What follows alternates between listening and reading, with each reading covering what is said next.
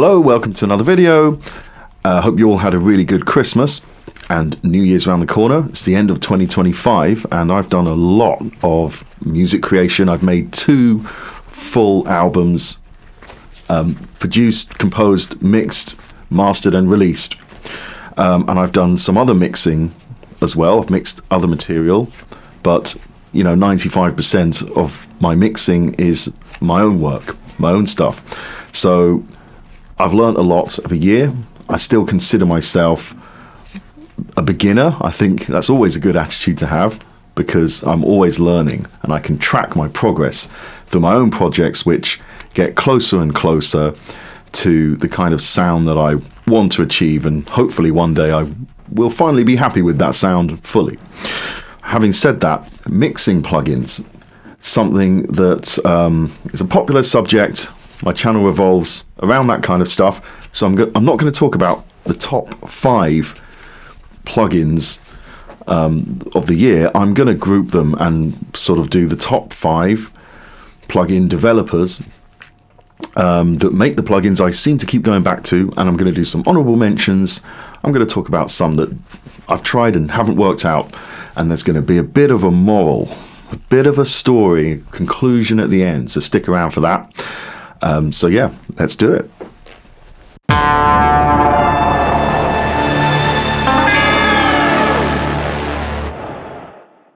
So I'm just going to jump right in. I'm going to talk about FabFilter. FabFilter Pro Q4. That's the Q key on my keyboard. I press the Q key and it brings up FabFilter for me. That's how much I use it on almost every channel that needs some fine adjustment, some EQing, some problem solving. It's just so quick and easy. You bring this thing up. I've been using it for years, since I think it was Pro Q2 and then Pro Q3 for many years. And this year they released Pro Q4. And for the first time with FabFilter, I'm not sure it was worth upgrading because I don't really use any of the new features. Pro Q3 already had an extremely wide variety of features and functions that you could do with it. It was always an incredible EQ. But they did do some things I liked. They added a warm character you can add to it, kind of make it more like a character EQ. It can be subtle, warm, I forget the other one. And they improved the dynamic part, so you can actually do attack and release on the dynamic, and it almost becomes a multi-band compressor. It's also a de-esser if you want it to be. It's just incredible all round. I'll be using it forever, but don't need anything else. FabFilter Saturn 2 for saturation. It's on almost every mix. It's really good for sound design. You can get crazy with modulating it. You can split the saturation into bands. And for mastering as well, what I really like to do is put it in mid-side mode and kind of the upper mids upwards. I'll subtly add some maybe tube saturation or transformer saturation very subtly to drive the sides channel. Give that a try on any kind of saturation plugin that you've got that has a mid-side function. And I find I get really great results with that.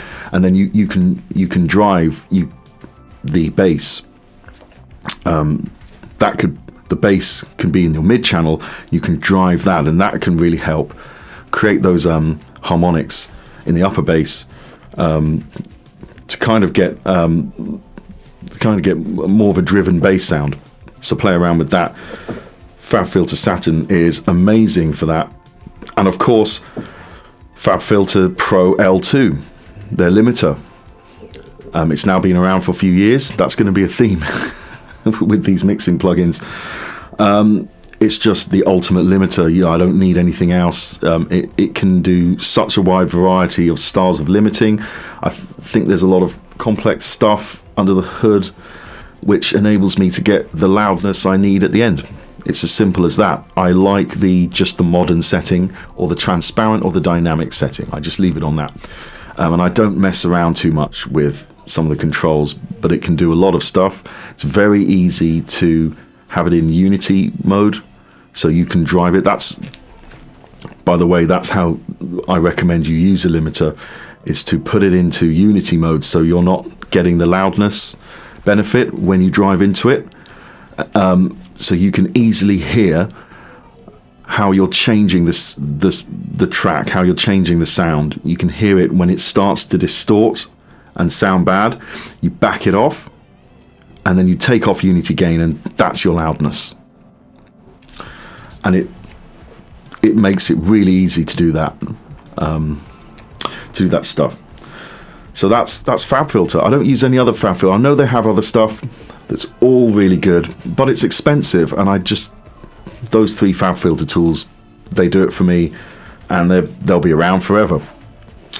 The next one I want to talk about, Universal Audio. I've been a long time Universal Audio user since the late 2000s, when I had a UAD1 PCI card back in the day. Later on, I had a UAD2, and now going on 10 years, I've used my Universal Audio Apollo interface, Apollo Twin, and all these devices provide outboard or out of the box DSP processing, so that their plugins don't use your computer's processor. Nowadays it's kind of redundant because computing power is so good, we don't really need that stuff. So it's effectively like a DRM copy protection. But about 3 years ago or so, they released a lot of their plugins native, and that's how I use them when I can. And I always go back to their LA2A, the silver and grey LA2A, and the LA2, which is just an amazing plugin. It just sounds amazing for that kind of compression. And of course the 1176. Those two they're kind of like terrible twins or evil twins for me. I use them together, and they both complement each other. So you got 1176 as your classic FET style, and LA2A is obviously the optical kind of compressor. And then the Pultec, of course, that's a classic. I still use it, the Pultec, and the Manly Massive passive EQ. That's really good on the mix bus just before my hardware change. So I'll place the Manly Massive passive just before I go out of the box into my hardware chain, and it's just a really nice EQ for that. Really great sound. Really, really good. Highly recommended. And then their tape plugins. So the Ampex ATR 102 and the Studer A800. The Studer A800 is really amazing for instrument buses. Put one on each bus. And then the Ampex ATR 102 is really great for mastering. Put it on the mastering, and it sounds like a record. You put it on, it sounds like a record. Need I say more? Really good. And I'm running my voice right now through their API Vision channel strip. That's what I put that's what I put on the UAD console. That's what I'm running my TLM 103 into to talk to you right now. So Universal Audio, amazing. And back in the day, you had to save up. I had to save up quite a lot to afford these UAD plugins. They were a very, very high price point. But nowadays, yes, they've gone a bit in a cringy direction with the marketing, but nowadays you can pick these up. They were offering the LA2A for free, and the Pultec is like $30 or something on a sale, and the 1176 as well. These are the classics. So if you don't have them, just pick them up. They're amazing. The next one is the Sonox Oxford Inflator. It's on my master bus on every single track I do. It came out like almost 20 years ago now, but it's still really good. It does the thing. It's been replicated. You can get the same thing for free if you look, especially in Reaper. But I mean, you can also pick the real deal up for, I think, £25 in a sale. Look on Plugin Boutique. They often have it for sale on there.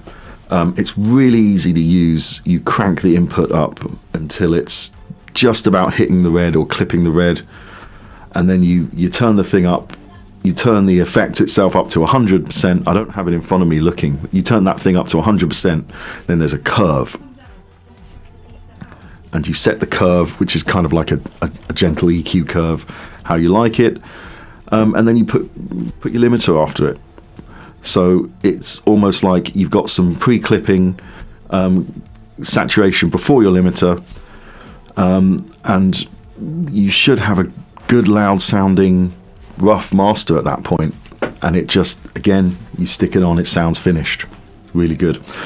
And the next developer I want to talk about is Brainworks or Plugin Alliance, because I'm a massive fan of channel strips. And if you came to my channel from my infamous SSL 360 console workflow video, I might as well put that link in the description. Then you know that I like to use channel strips, and I just love their SSL 4000E, their SSL 9000J, and their Focusrite SC. Those three I will use, and I'll use in conjunction with the SSL 360 thing. And if you don't know what I'm talking about there, I've got a link to that video in the description. So Brainworks, amazing stuff. Their channel strips sound great, and they're just so usable. SSL in general, any SSL plugin or any SSL piece of hardware or piece of gear, particularly in the EQ. I've got the UV EQ right here in my 500 series rack. It's just instant results. The EQ bands and everything is set up to be sweet spots, and you can get results really quickly. So SSL is workflow king for me, and that takes us to SSL, the SSL 360 link stuff. Get link in the description if you don't know what I'm talking about. It's all free, and you can get that console workflow. Their bus comp, I just recently picked that up for £15, 15 or £17. And their own SSL 4000E channel strip, which I recently started using. It's really good. It's on a par with the Brainworks. I actually can't really tell them apart, but it works even more nicely with the SSL 360 thing. So I tend to use that for my 4000E. So those are my 5 developers that I keep going back to. They make their way on every project I do, but there are some others, some honorable mentions. The Vustek Model N channel, or N channel, Vustek N channel. Wow, what an amazing plugin. I mean, it's $16 US. Come on, just pick it up. If you want that Neve thing, it can just do so many different flavors. It's got all these inbuilt kind of emulations of different Neve hardware. You can make it sound older or newer. Each section is kind of modular, so you've got an EQ, Neve style EQ. You've got three varieties of that. You've got 3 preamps. You've got 2 different compressors in there. It's got oversampling in there. It's not even that bad on CPU. The only thing I'll say about that is if you try and do an entire mix with using the Model N, it can get a little bit too vibey and warm and thick, and can kind of get mushy. It's not like an SSL channel strip where you can put it on every track and mix as if you're on an SSL console. Unless you want it, you can try, but I like it on bass and big doom metal guitars.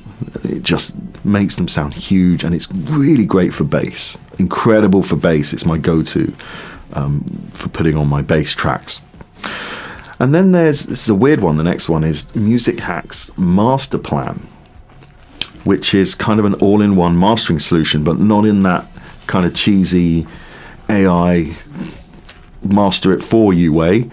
It's more of a one-stop shop for all of the things you need to get a master going.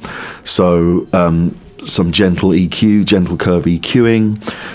It's got like a thickness, a smoothing over, and then it's got a wideness dial, and it's got this loud, which is obviously that's the limiter. And you can easily switch on unity, crank the loudness until it starts to sound too distorted, back it off a bit, take off the Unity, and bam, there's your Loudmaster. It's really good. I've actually used it to take the place of my usual combination of Oxford Inflator and Pro L2 with really good results on some tracks. So that's one that's kind of staying. The next one is just the Reaper Recomp stock compressor, and it's the king for me for just doing a quick sidechain. I've done a sidechain video recently where I did a tutorial on how to do that.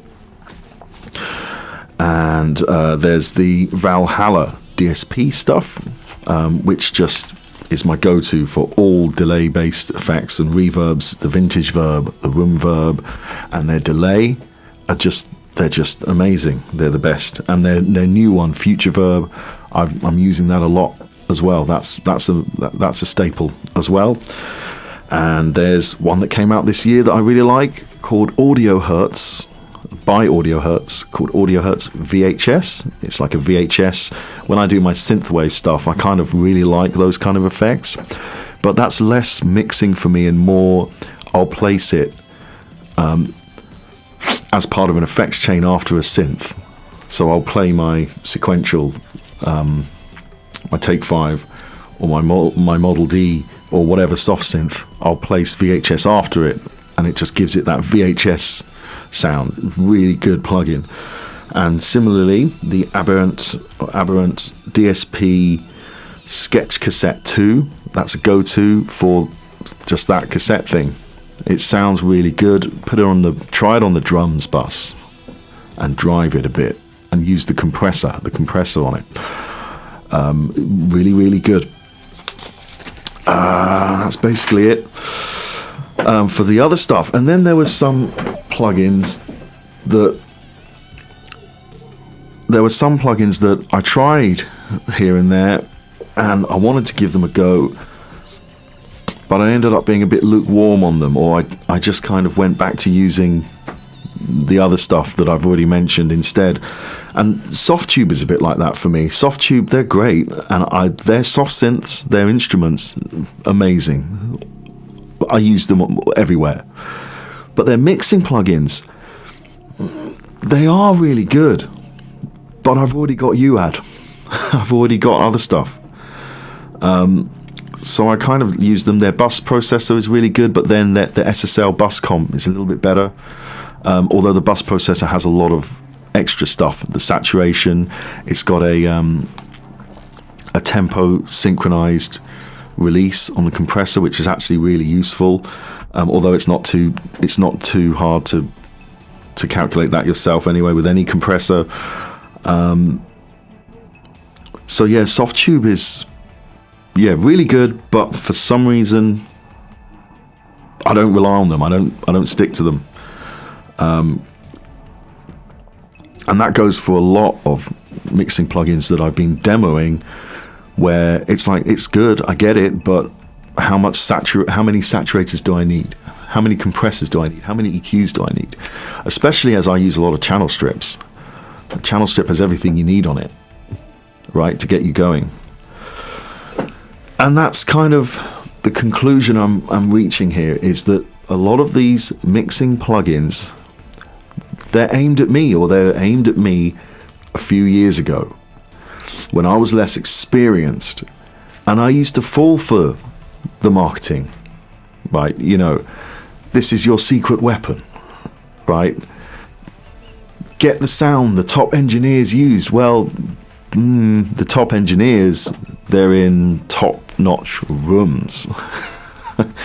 They don't really need these plugins, because the plugins that they've been using for the past 20 years or whatever, and the hardware they've got, and the source material they've got, that's the main thing. The source material they're working with is also top-notch. They can just use stock plugins. Anyone can. Stock plugins in your DAW and get an amazing result. So your New Year's resolution is, please stop spending money on these plugins. I don't. I don't buy mixing plugins anymore. Instrument plugins, that's different. Instrument plugins. I love messing with new instrument plugins and trying out new instruments, because that's what I'm trying to do. That's making music. But mixing plugins, get out of that game of spending money and chasing that tone, whatever that is. Once you've got one good compressor, even your stock compressor, really learn it. Learn what compression sounds like and why you're using it. The EQ, once you've got Fab Filter, or even just your DAW stock EQ, Re-EQ is pretty much 80 to 90% of what Fab Filter Pro Q does. Let's face it. It just doesn't look as nice. It doesn't have all the other extra bits, but if you just need an EQ, that'll do. So, and saturation, let's get a good saturation that you can apply oversampling, and you kind of are set. Saturation, compression, EQ. The rest is levels, panning, and all of that stuff, and then your ears and monitoring situation. Instead of plugins, consider getting yourself something like this. I've had this for a few years, and I read it from time to time. And what is great about this book, Mixing Engineer's Handbook, is it's got a lot of interviews with pro engineers, pro mixing engineers, that a lot you would have heard of, or your big names, and you realize they all have completely different approaches, but then they all get to the same end result, which is a great sound. Some of them in here, they still use a mixing console and they're completely out of the box. Some of them have gone completely in the box. Just using a mouse and keyboard, not even a DAW controller, for one of the guys in here. And it's all the old, they use all the old waves plugins, or the stock plugins. Because what they're not telling you, because to them it's like so obvious and part of their job, is that they're mixing in a pristine, treated room, which no room is perfect, but it's treated, and they can hear exactly what they need to hear to get the results. And I've gone part of the way fixing this with my Slate headphones, which I did my last video was a review of those, and that's vastly improved my referencing situation, so I can actually hear more accurately what's going on. Is it the ultimate solution? No, but it sure is better than this relatively untreated room that I've got right now. And I'm realizing more and more that how much I don't need. So if you're a beginner, you're starting to do your own music and you're starting to do your own mixers, don't fall for the marketing hype. And it's very hard because you can be easily seduced by these marketing gimmicks. And I used to be. That's how I've accumulated such a massive collection of plugins, which is a good thing because now I have all these plugins left over and I can pick and choose all these different sounds that I want that ultimately gets me to the same place. But my New Year's resolution is, actually this was more like a couple of years ago for me, is I've just stopped spending money on plugins, on mixing plugins. And instead, improve your craft the boring old-fashioned way by learning things and improving your ear. So there we go. Maybe I'll do a video next on instrument plugins. That's a bit more exciting to me, to be honest. So yeah, have a really great new year. And my next video will probably be in 2026. I have some thoughts about where I'm going to take the channel. There'll be some more Reaper stuff coming, some general mixing stuff. And you guys are on the journey with me, because I still consider myself a beginner. In anything, you should always have a beginner's mentality, because then you're always hungry to learn more stuff. And I want to get better and better and better sounding stuff. And anytime I learn something new, I'll try and make a video about it. So thank you for watching. Consider liking, subscribing, and I'll see you on the next one.